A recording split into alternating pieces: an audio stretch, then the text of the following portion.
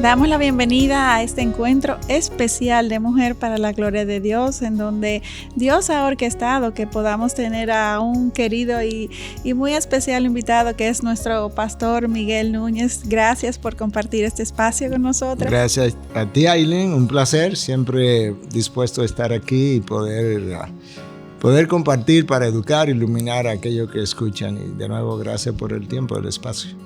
Así es, estamos en verdad, tanto tú como yo, agradecidas al Señor porque es el que orquesta todas las cosas, la tecnología empezando por ahí, para que estemos aquí. Este es una respuesta, este espacio, esta invitación a compartir contigo sobre este tema que vamos a estar desarrollando, es una respuesta a inquietudes y preguntas que nos han llegado de las hermanas que nos siguen sobre este tema que vamos a develar ahora, y es ¿Cómo buscar la voluntad de Dios en mi vida? Bueno, excelente tema y tema que tiene mucha tela para cortar, como decimos en nuestro país. De manera que qué bueno. Y me imagino que es una pregunta que a ti como pastor te deben de abordar frecuentemente. Continuamente, de una forma o de otra, como que siempre está en el tapete. Y sin más preámbulos, quisiera abordarte con la primera pregunta, y es la siguiente. ¿Por qué es que para algunos cristianos es tan difícil discernir cuál es la voluntad de Dios para sus vidas? ¿Por qué incluso muchos perciben que hacer la voluntad de Dios es difícil? Bueno, excelente pregunta de inicio. Yo creo que, imagínate a un Dios que quiere que yo le obedezca, pero que hace difícil que yo determine su voluntad. Esas dos cosas como que no van de la mano. Entonces, obviamente, el problema no está en Dios. No es que Dios hace difícil que yo conozca su voluntad, no quiere que yo la conozca. No, es que la manera como el ser humano es, para comenzar, dificulta el encuentro, el discernimiento y luego la obediencia de dicha voluntad, por múltiples razones que pudiéramos ir mencionando a lo largo del programa. Pero de inicio, tú sabes que Dios tiene una voluntad general para todos sus hijos. Lamentablemente, esa voluntad general, desarrollada, revelada en su palabra, la mayoría de las veces sus hijos no la están llevando a cabo. Pero ahora yo quiero una voluntad específica para mi vida, pero yo no puedo recibir bendiciones extras cuando yo no he hecho lo básico. Y eso es de inicio. Por ejemplo, Pablo escribe a los tesalonicenses y les dice, esta es la voluntad de Dios. Es como que paren los oídos y dice vuestra santificación. ¿Okay? Entonces yo lo que necesito ahora es preguntarme, ¿qué es lo que yo requiero para ir a través del proceso de santificación? Y Dios ha dicho, no solamente incluye la oración, pero está incluida. Yo necesito conocer su palabra porque ¿cómo voy a determinar lo específico de mi vida si cuando tomo una decisión quizás estoy violando la voluntad de Dios revelada en su palabra? Exacto, la voluntad general. La voluntad general revelada en su palabra. Entonces, yo requiero de la palabra. De hecho, Cristo dijo en Juan 17, orándole al Padre, horas antes de su crucifixión, Padre, santifícalos en tu verdad. Tu palabra es verdad. Pues ya sé que el medio, el instrumento de santificación es su palabra. Y que Pablo reveló que esta es la voluntad de Dios, mi santificación. Si yo no vivo una vida de santificación progresiva, yo no voy a poder determinar la voluntad de Dios. Siempre me va a lucir pesada. Exacto. Aún si Dios me hablara, voy a entender otra cosa. Claro. Yo no estoy seguro que eso vino de Dios. Son como sintonías diferentes. Exacto. Es como que pensando en ondas de radio, es como que Dios habla en FM y yo estoy sintonizado en AM. Pues tú sabes, las ondas de radio me pasan por adelante y no las veo, no las escucho. Entonces no encuentro la voluntad de Dios. Pero igual es, si no tengo una mente transformada, el domingo pasado predicamos en nuestra iglesia, que yo necesito una mente transformada. No puedo adaptarme a las formas de este mundo. Entonces, Pablo da dos requisitos ahí. No se adapten a la forma de este mundo, sino que renuevemos la mente. Y cuando yo renuevo la mente por medio de su palabra, entonces, dice el mismo versículo de Romanos 12:2, para que podáis comprobar, verificar, determinar, discernir la voluntad de Dios, que es buena, agradable y perfecta. Y entonces perdón que te interrumpa, te escucho y pienso, entonces hizo de esa transformación en donde vemos a algunos hermanos cristianos pasando la 1001, como decimos nosotros, dificultades terribles y gozosos. Bueno, gozoso por un lado. Exacto. Porque ciertamente, como tú dices, si estás en tribulación, lo esperado no es que estés gozoso. No. Pero cuando estás en medio de la voluntad de Dios, entonces Dios es el primero interesado en fortalecerte, en darte perseverancia, en darte paciencia, en dejarte ver propósitos en medio de la tribulación. Y Cristo lo enseñó, en este mundo tendréis tribulación. Pero Cristo me dice al mismo tiempo, que mientras yo vivo en este mundo, yo si soy cristiano, nacido de nuevo, estoy en Él. En mí tendréis paz. Amén. De manera que, como Él ejemplificó Él mismo cuando fue a la cruz, o el apóstol Pablo, 1001, sin embargo, estaban en paz y estaban agradecidos y estaban gozosos. Pablo escribe la carta de los Filipenses, la carta del gozo, desde una prisión oscura, fría, en Roma, bajo el imperio romano, y él está gozoso y escribe una carta del gozo y anima a los filipenses que están libres afuera a que vivan de la forma en que él está viviendo, pero él sabía que sus prisiones obedecían a la voluntad de Dios. Amén. Y estaba contento de ver el evangelio correr detrás de las barrotes, porque ahora de repente leemos en el libro de los Hechos que muchos de los de la casa del César de los soldados se habían enterado o habían abrazado la fe. ¿A quién le predicó? Pues Pablo en la prisión. Exacto. Entonces eso es el ejercicio de la voluntad de Dios, aceptando la voluntad de Dios. El resto lo hace Dios. El gozo, la perseverancia, la paciencia, la fortaleza, el entendimiento. Y la vida que Dios me dio es una vida... La vida que mi papá y mi mamá me dieron es una vida natural. La vida que Dios me da cuando nazco nuevo es sobrenatural. Un milagro. Exactamente. Entonces no la puedo vivir con fortaleza de este mundo, aunque esté en este mundo. La de este mundo se vive con fortaleza de este mundo. La vida sobrenatural que Dios me da requiere sabiduría del cielo, fortaleza del cielo, discernimiento del cielo, paz que solamente del cielo viene. Y eso es lo que hace como difícil el que el cristiano pueda discernir, o más aún, después que la discierne, si la llega a discernir, que la acepte. Exacto. Y la acepte con gozo, que es otra cosa. Eso es muy importante. Exactamente. Y otra, gracias, wow, excelente respuesta. Tú siempre das mucho más allá de lo que uno te pregunta, pero excelente explicación. Y otra pregunta que nos llega, que tenemos, es: en los tiempos que nos han tocado dentro de esta realidad cultural, ¿sería correcto afirmar que el egocentrismo, o sea, el narcisismo que predomina en nuestros tiempos, es uno de los mayores impedimentos para reconocer la voluntad de Dios en mi vida? ¿Por qué esto? Definitivamente. Mira, en los últimos 20 años se han escrito 3 libros por autores seculares. Sí. Oye sus títulos: La generación del yo, The Me Generation. The Age of Entitlement, la época de que yo me lo merezco. Sí.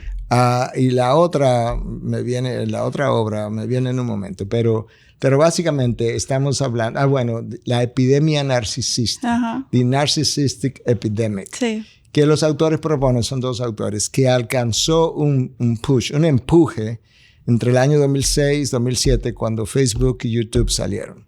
Wow. Porque ahora todo el mundo quiere estar en las redes y un selfie con todo el mundo. Mira lo que me estoy comiendo en un restaurante, con quién estoy hablando, a quién estoy abrazando. Eso, junto con una sociedad muy suplida. Mientras más tú tienes tus necesidades suplidas, más yo me creo que yo me merezco todo eso. Sí. Pero los anunciantes te hacen creer la misma cosa. Claro. Te venden un tour, te venden no sé... un viaje a Europa, y te lo venden como tú te lo mereces, tú trabajas mucho, tú mereces lucir hermosa o lo que tú quieras. Entonces todo lo que yo consumo de la sociedad, sobre todo si no tengo suficiente transformación de mi mente, como hablábamos en la pregunta anterior, me hace a mí creer que ciertamente yo me merezco esto. Sí. Entonces cuando la voluntad de Dios resulta en una dificultad, como Cristo, como la de Pablo, como la de José cuando sus mismos hermanos lo vendieron, eso no puede ser la voluntad de Dios, tiene que ser otra cosa. Sí, claro. Entonces, se contrapone a lo que el mundo me dice que yo debo de recibir y de tener. Exactamente. Entonces ahora, imagínate, en un mundo donde todo el mundo tiene un celular y tú me mandas mensajes, tú esperas que yo te responda al minuto. Ajá. Al minuto ya tú te estás tardando. Todo eso contribuye. Entonces yo soy el centro del universo. El problema es que yo no nací para que Dios me ayude a escribir mi historia. Eso es lo que la gente se piensa. Sí. No, Dios concibió una historia en la eternidad pasada, una historia general y una historia personal. Dentro de esa historia, Él me equipó para yo vivir su voluntad. Hay una historia escrita. Yo soy un actor que tiene que desarrollar un buen papel en el drama que Él escribió. Imagínate que tú eres una actora, una actriz en una obra de teatro que yo escribí, pero a ti no te gusta tu rol. Bueno, yo tendré que buscarme a otra persona que lleve a cabo el rol. Según este mundo yo lo cambiaría y tendría el derecho de cambiarlo. Exacto, por lo menos creo yo que tengo el derecho, ¿verdad? Entonces, tú tienes que jugar el rol de esclava en esa obra. No, pero yo quiero ser la reina. El problema es que el papel de reina se lo dimos a otro, por las razones que sea. Entonces, en una obra que va a ir a una obra a Hollywood, Broadway, todo el mundo está dispuesto a coger cualquier rol. Pero en la obra más enorme, más grande, monumental de la redención de la humanidad, yo no estoy dispuesto a jugar el rol que Dios me asigna. Entonces, esta generación narcisista se revela todavía más, porque nuestra naturaleza es la rebelión contra los propósitos de Dios, todavía más cuando alguien que me dice dentro de la iglesia o enseñando la Biblia que yo tengo que someterme. No, es como, ¿quién eres tú? Bueno, no soy nadie, pero Dios sí es. Y ahí tú ves entonces que definitivamente el narcisismo, que es... Tú sabes que la historia del narcisismo surge porque hay una historia que un tal Narciso, es una historia, pasa por el agua un día, se ve a sí mismo en el agua, su reflexión, y se enamoró de sí mismo. Entonces la gente vive enamorada de sí mismo y quiere que el mundo entero vive enamorada de sí mismo. Eso no es el plan de Dios. Definitivamente. Totalmente opuesto con el primer y gran mandamiento que Dios nos ha dejado. Definitivamente. Ama a Dios sobre todas las cosas. Y en otro orden, otra pregunta que tenemos es, ¿por qué el desarrollar una mente bíblica es vital para discernir la voluntad de Dios específica en medio de mis circunstancias? Bueno, definitivamente. Adelantamos algo ya. En la primera, sí. En la primera pregunta, creo. Bueno, para comenzar, Dios dice en Isaías 55, mis pensamientos no son tus mandamientos. No. Entonces, lo primero que yo necesito, sabiendo eso, yo necesito ver dónde que Dios ha revelado su mente. Para ver cómo es que Él piensa. Para yo poder abrazar y desarrollar una mente que entienda los pensamientos de Dios. Ahora, ¿qué voy a entender los pensamientos de Dios? Lo que Él ha revelado. Yo no puedo entender todas las cosas no reveladas. Deuteronomio 29 y 29. Las cosas secretas pertenecen a Dios. Él es incontenible para una mente humana. Exactamente, es infinito. Entonces no, pero yo sí puedo entender lo que Dios reveló para nosotros, que es lo que está en Deuteronomio 29 y 29. Las cosas reveladas son para nosotros y para nuestros hijos. Esa mente o esa sabiduría se adquiere leyendo la Biblia. Esa sabiduría, cuando comienza a entrar a mi mente, comienza a reemplazar todas las mentiras, todos los argumentos, todas las falacias falsas que el mundo, bueno, si son falacias son falsas, pero todas esas mentiras, ¿verdad? Que el mundo me ha vendido, que yo he comprado, que yo he creído, que yo estoy viviendo, que no quiero dejar. Porque son mentiras que a mí me convienen. Y me gustan, yo lo disfruto. Definitivamente. Entonces, yo necesito sacrificar todo eso, sacar todo eso, permitir que la palabra de Dios me moldee la mente, le dé forma a mi mente y no el mundo. En otras palabras, mi mente debiera tener la forma de Dios usando la ilustración y no la forma del mundo. Pero como la gente tiene la mente puesta y los ojos puestos en las cosas de este mundo, su mente adquiere la forma del mundo, pero quiere tener la mente del mundo y entender la sabiduría de Dios. Las dos cosas al mismo tiempo. Entonces, eso no se da. Entonces, si quiero entender a Dios hasta donde yo como humano puedo entenderlo, tengo que entrar a su palabra. Incluso todavía pedir iluminación del Espíritu. Amén, claro. Que Él ilumine mi mente, ilumine su palabra para yo entenderla. Porque si Él vive dentro de mí, que es el caso, vive dentro de mí, si soy cristiano, nacido de nuevo, entonces Él pone en mí el querer y el hacer. Entonces ahora es el querer y el hacer, no es lo que yo quiera, el querer y el hacer de la voluntad de Dios. Cuando lo hago, entonces yo vivo con propósito, sentido, significado, tengo energía, tengo gozo.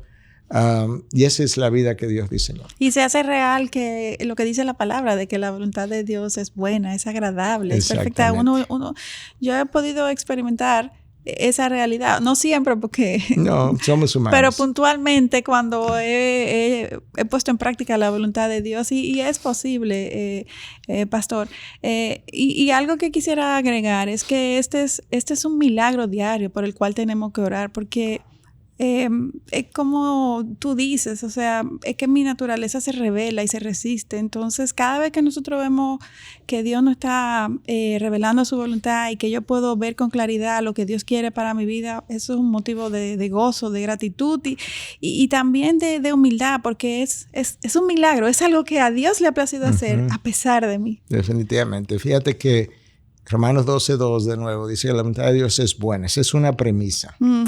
Si yo no acepto esa premisa, yo siempre voy a estar cuestionando aquellas cosas que yo no quiero vivir o circunstancias. Número 2, la voluntad de Dios es perfecta. Puede ser que yo no veo la perfección de esto. No, está bien, pero la voluntad de Dios es perfecta. Él no te pidió que le entendiera todo. Exacto. Él te pidió que la obedeciera todo. Entonces, la otra parte, agradable, es agradable cuando tú vas en los caminos de obediencia. Amén, así es. Pero cuando yo voy en los caminos de desobediencia, no es agradable. No. Entonces, a mí me gusta mucho el Antiguo Testamento porque como Dios en esa época hablaba audiblemente, me permite ver cómo Dios funciona, aunque hoy en día Él tiene otra forma de hablarnos. Pero, Abraham, vete de tu tierra y de tu parentela. A la tierra yo te mostraré. Abraham sale de camino. Dios no le dice más nada. A mitad del camino, o antes, un poco más allá, en Harán, Dios se encuentra con Abraham y vuelve y le habla. Eso es, en el camino de la obediencia, Dios continúa hablándote y motivándote y ayudándote y dándote gozo y dando fortaleza y dando perseverancia y recordándote, yo soy fiel, yo no me he olvidado de ti. Pero en el camino de la obediencia. En el camino de la desobediencia, no cuentes con Él, no cuentes... O sea, como Dios es Dios, Dios es fiel, Él eventualmente va a redirigir tu vida si tú eres su hijo. Pero recuerda que yo puedo pecar a mi manera y cuando yo quiera, pero las consecuencias Él la impone cuando Él quiere y a su manera. Me despego y me desvío a mi manera, pero tengo que regresar a su manera. Amén. Pierdo tiempo, pierdo energía, ahí sufro, pero a veces es la única forma de enseñarme. Sométete a mi voluntad. El Hijo lo hizo en el jardín de Getsemaní. Esta es mi voluntad, pero yo no quiero mi voluntad. Que se haga la tuya y no la mía. Eso es lo que yo tengo. Todas mis oraciones debieran concluir así. Esto es lo que yo te pido, esto es lo que yo quiero. Y ese es Jesús hablando. Eso es Jesús, exacto.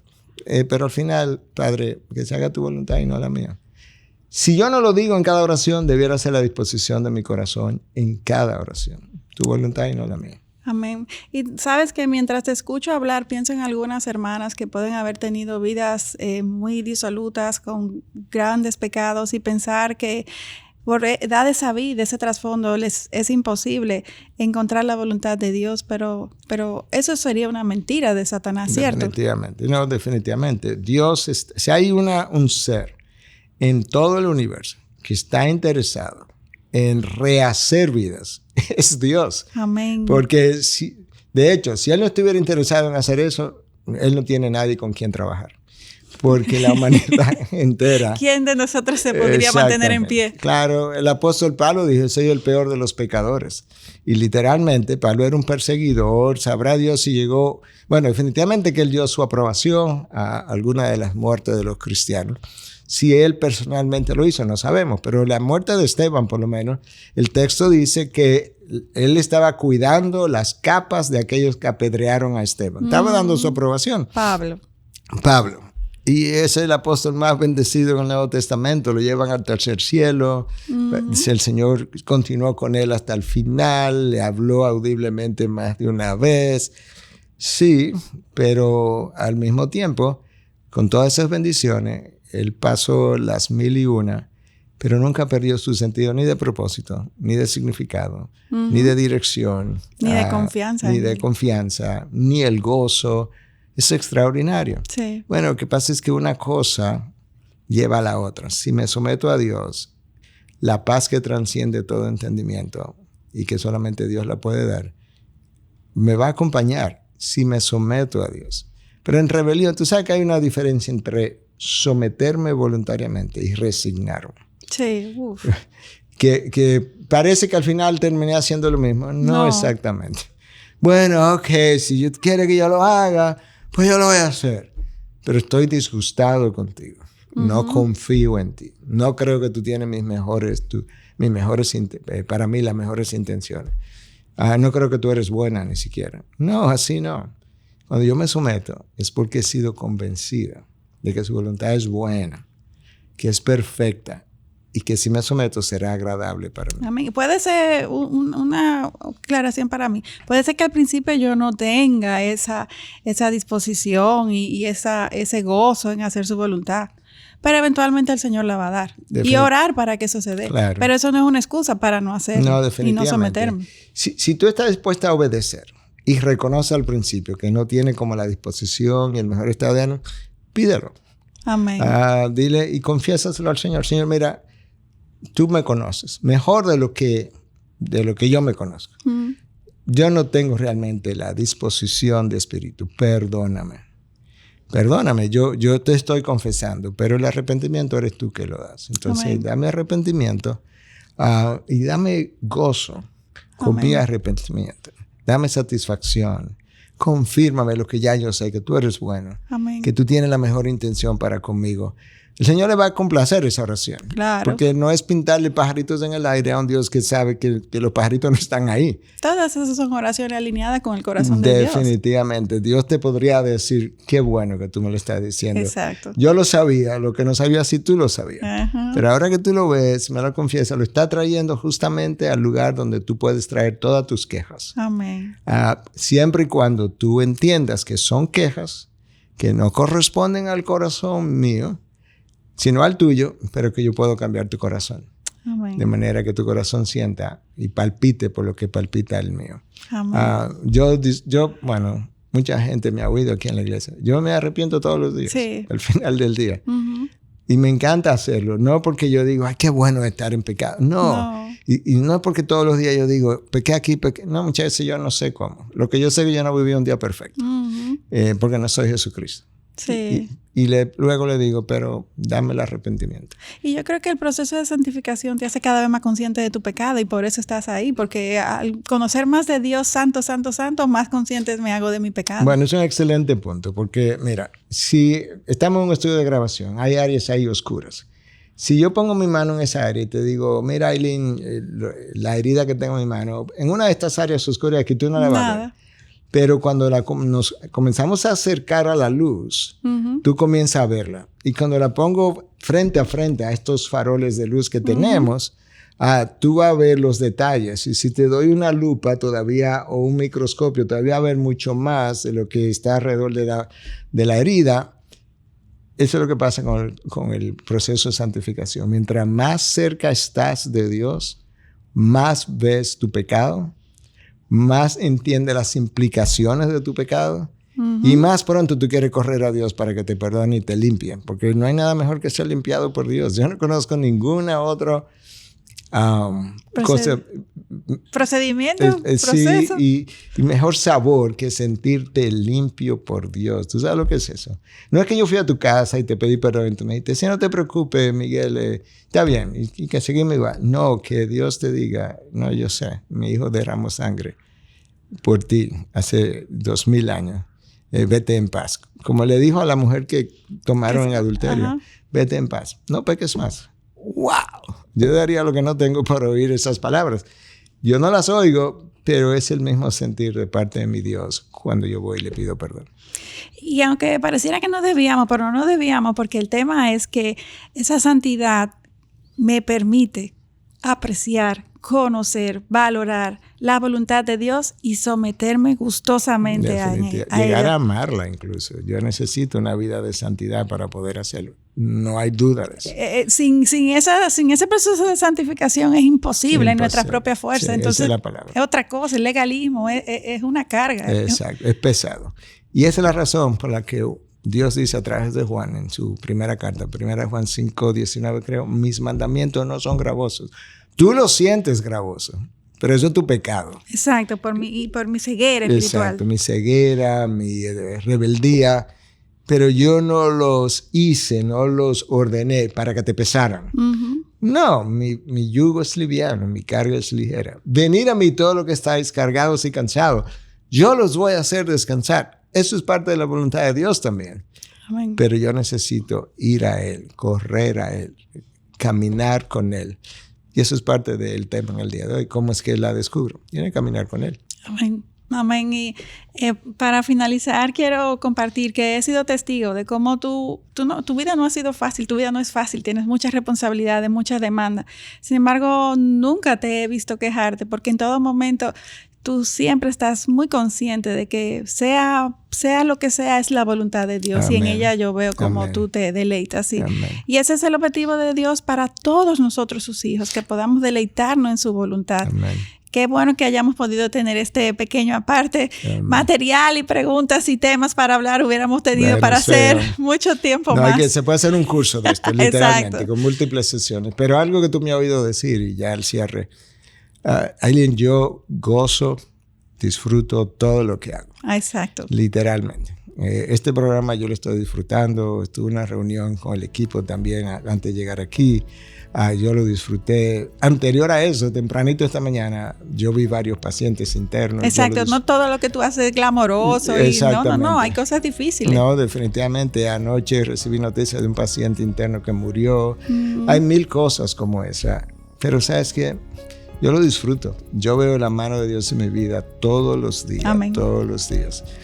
Y ojalá me puedan creer, pero esa es la verdad. Sí. Y yo no creo que hay nada especial en mí, excepto yo quiero vivir su voluntad, hacer su voluntad, verla, abrazarla y eventualmente disfrutarla también. Amén. Pero eso es el trabajo de Dios. Amén. Y esto que nos comparte el Pastor Miguel es lo que él quiere que cada uno de nosotros, sus hijos, podamos experimentar en nuestras vidas personalmente al tener una relación de cada vez mayor intimidad con él. Gracias por acompañarnos, gracias por estar con nosotras en este espacio y gracias, Pastor Miguel, por sacar de su tiempo para compartir con nosotros. Para mí es un gozo poder estar aquí y poder compartirlo contigo también, Aileen. Hasta la próxima. Muchas gracias. Bendiciones.